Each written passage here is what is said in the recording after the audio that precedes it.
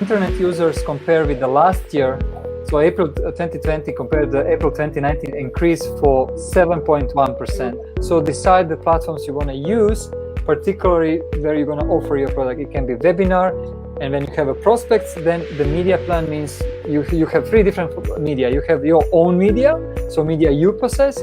You have some other people media, like social media, and then you can buy media, paid media, so you can invest money in advertising. There's this some amount of money, what will be my return, and then you can see, is that something you are looking for. So even if you're one person, if you have only 2 people, 3 people in your company, if you have optimization and automatization on the place, you can save the cost, you can plan better, you can send the email campaign, you can connect with your CRM system, payment system. If you're starting out, you may not be able to afford to be able to purchase systems. So for small business growth optimization, that may be where I say, okay, we need to be able to, start a Facebook ad campaign for you, and this is how we're going to do it. And these are the specific strategies I'll implement for you, or another platform, right? There are certain platforms that I will be able to do an ad campaign for you.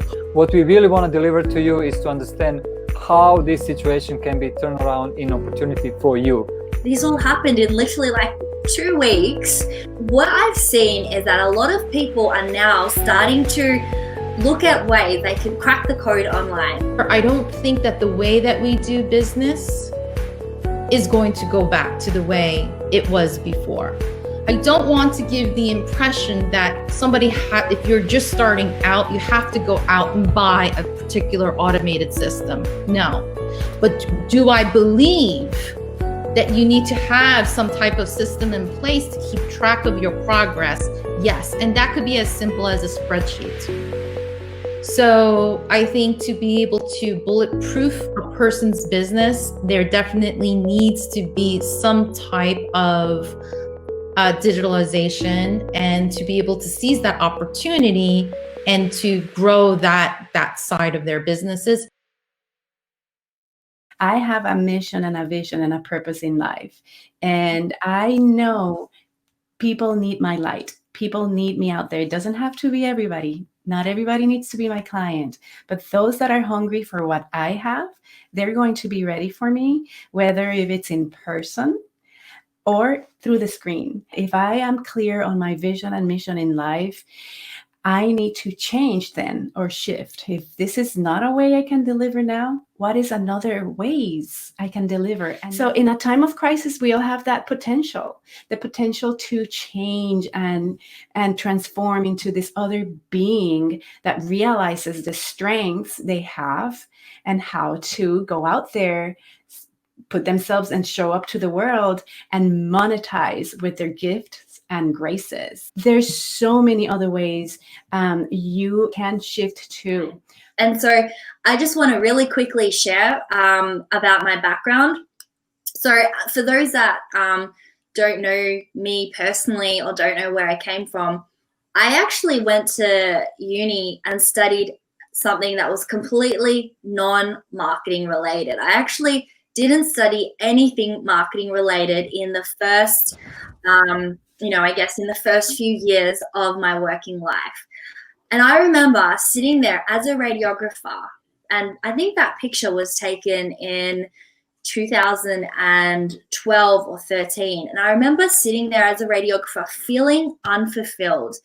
And I had very, very bad anxiety back then. Oh, wow. I actually had very debilitating anxiety. It was to the point where I was so stressed about my future and my purpose, and whether or not the job that I was in was going to lead me to where my heart wanted me to go, that I was staying up at night just not able to switch off. And I remember lying in bed at some nights as a 20-something-year-old thinking to myself, how am I going to get out of this situation and actually do something with my life that's going to, help people in different ways and not just zap them with electromagnetic radiation?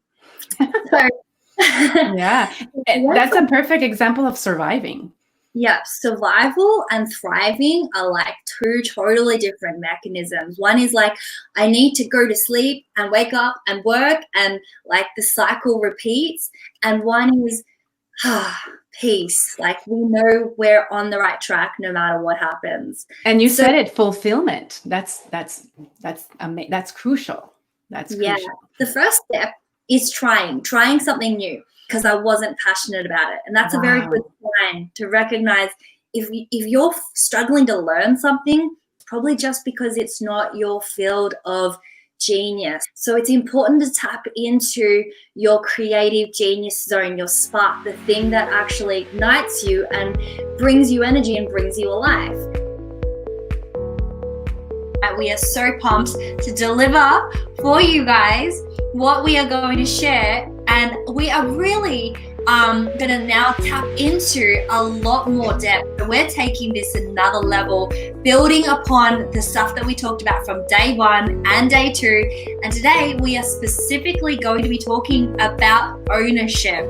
And this topic is something that's going to help you leverage the opportunity, transform, and take ownership of the digital startup that you want to create. We already have our digital business, and this is like happened because we recognize the opportunity on the market that people are now have to do the pivot, because before they might have a chance to decide which kind of business model I want to take. What is your passion transfer in something which can make money for you and make a revenue for you, and at the end of the profit. And that's opportunity. The opportunities ahead, it requires us to take action now. And it requires us to see the possibilities and to pivot with what's happening and with the trends and the ebbs and the flows, and to make sure that we're not just sitting there just, waiting and being passive. We're actually being, I guess you could say, aggressive, or, you could say, taking action and seeing something that's available and making the use of the opportunity, which is taking initiative. It's being proactive. Today we have a pleasure to have a day 4, which is the last day in this week of Digital Startup Community.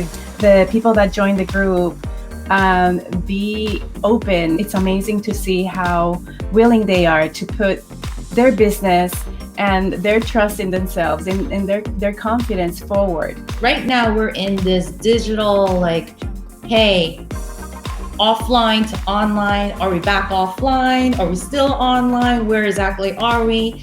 And about 2 years ago, in May 2018, for those who are in Europe, you're probably very well familiar with GDPR, which is data privacy.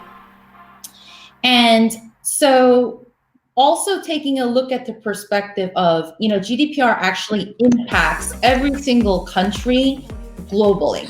There are certain countries that are, that their local regulations or their governmental regulations are not as stringent as, but if you're dealing with or interacting or you're planning to do business in Europe, GDPR is that the privacy, data privacy is actually really important to understand. And it also impacts us on a digital platform. Why?